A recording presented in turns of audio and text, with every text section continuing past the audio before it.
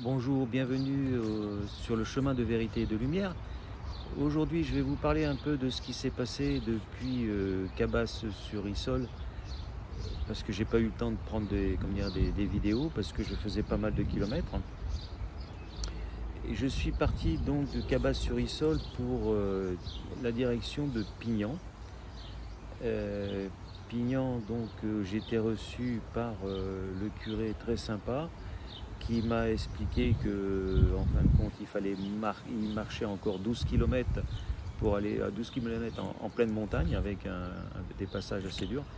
Donc après avoir fait quelques kilomètres, j'étais un peu crevé, mais bon, je suis parti quand même. J'ai déposé le gros sac et gardé le sac avec moi. Et je suis monté sur la montagne, là où est apparue la Vierge au XIe siècle. Donc Notre-Dame des Anges, qui se trouve à 12 km de Pignan.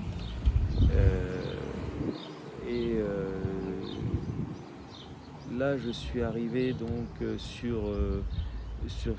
dans cette petite église où il y a des moines, un ancien moine qui était là, qui m'a raconté, donc ils ont fait d'abord leur messe, et ensuite, après la messe, il m'a raconté un peu toute l'histoire de Pignan, de Notre-Dame des Anges, qui en fin de compte était pas. Il y a des dates encore plus précises, mais ils ont écrit un livre. Il faudra que je le lise pour vous expliquer un peu ce qui s'est passé, parce que il n'a pas trop eu le temps, et puis il m'a donné quand même pas mal de renseignements par rapport à ce bouquin là. En principe, il ne le donne pas à tout le monde. Et là, je pourrais vous expliquer un peu l'histoire réelle qu'ils ont sorti après des recherches historiques par rapport à certaines choses. Ensuite, je suis resté à Pignan. J'ai dormi là-bas ou dans le presbytère avec un petit coin qui m'avait fait et qui m'avait donné. Et puis j'ai mangé, impeccable. Ensuite, je suis parti en direction de Utel. Alors là, l'histoire un peu plus parce qu'il n'y a pas d'apparition tant que je ne suis pas Utel. Aujourd'hui, je ne suis toujours pas Utel. Je suis au plan du Var. Et voilà, je suis parti pour donc Utel en passant par les Arcs. Alors les Arcs, écoutez, j'étais surpris, du moins pas surpris, mais honoré. Le curé des Arcs m'a super bien reçu, il m'a donné un logement, j'ai un matelas, j'ai pu dormir. J'ai eu la possibilité d'avoir une restauratrice, j'ai pris la photo de son établissement, je la mettrai sur YouTube et Instagram. Super gentille, elle m'a offert le repas, sachant que je n'avais pas beaucoup d'argent à dépenser, étant donné que j'ai pas mal de mois à rester à droite et à gauche, donc il fallait que je gère un peu mieux. Donc elle m'a payé le repas et la boisson, donc ça a été super sympa de leur part. Je leur remercie très sincèrement aux gens des Arcs, qui ont un cœur beaucoup plus grand que d'autres. Ensuite, plus ouvert, pas plus grand mais plus ouvert. Ensuite, des Arcs, je suis parti à Saillant. Alors, Saillant, ça a été aussi une très bonne surprise. Au départ, ça a été un peu dur parce que je suis arrivé, j'étais toujours crevé. J'ai fait entre 39 et quelques kilomètres, des Arcs à Saillant. J'étais un peu crevé. Et je suis arrivé à Saillant, ça a été très dur pour déjà manger un petit peu quelque chose. Ensuite, j'ai cherché un coin pour dormir et impossible, jusqu'au moment où je voulais dormir dehors parce que non, financièrement je ne pouvais pas non plus trop dépenser, je ne peux pas aller à l'hôtel tous les jours et qu'il n'y a pas trop de chambres à bas prix ou même des lits.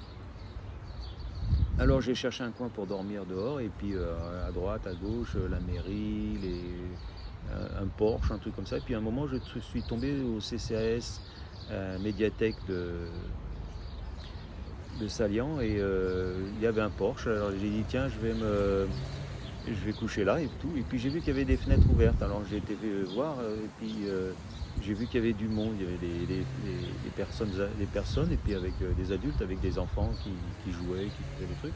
Alors je frappe au carreau et puis je leur demande voilà, pour me donner l'autorisation de dormir sous le porche. Donc elles me font rentrer dans la médiathèque et on discute un moment. Et alors très gentiment, alors là j'ai vu, alors, on dit que des fois les curés ont un cœur grand, mais alors là ça a été un cœur d'amour parfait. Elles m'ont tout de suite proposé d'ouvrir le presbytère qui était fermé depuis des années. Et elles se sont mises à chercher en fin de compte à manger pour me donner à manger. Et donc ça a été vraiment... et alors là, franchement, ces femmes, je les remercie, Chloé surtout, qui a fait venir son fils pour m'apporter à manger. Je leur remercie beaucoup et merci vous avez un très bon cœur et vous valez vraiment ce que Dieu recherche en chacun de nous, quoi. Ensuite, les arcs, moi Saillant, après je suis parti, alors Tourette-sur-Loup. Alors Tourette-sur-Loup, ça a été une belle expérience par rapport à Saillant qui est vraiment tout le contraire. Je suis arrivé à Tourette-sur-Loup. Alors là, je cherchais un endroit pour manger et en fin de compte, ce qui s'est passé pour manger et dormir. Et bon, je m'arrête boire un coup dans un bar parce que bon, j'avais tellement soif qu'il fallait que je remplisse ma gourde et me boire un petit quelque chose. Et pas d'alcool, hein, parce que je bois pas d'alcool, sinon ça me fait des chemins plus hauts. Ensuite, et je suis arrivé donc dans ce bar et puis je demandais au barman et puis les gens qui s'occupent du bar-restaurant. Et ils m'ont dit d'aller voir, surtout une femme là, qui était là, qui m'a dit si, il y a un presbytère, allez voir, demander. Alors je suis parti aller voir le presbytère, alors une super belle baraque, belle maison, pardon. Il y a 3 niveaux.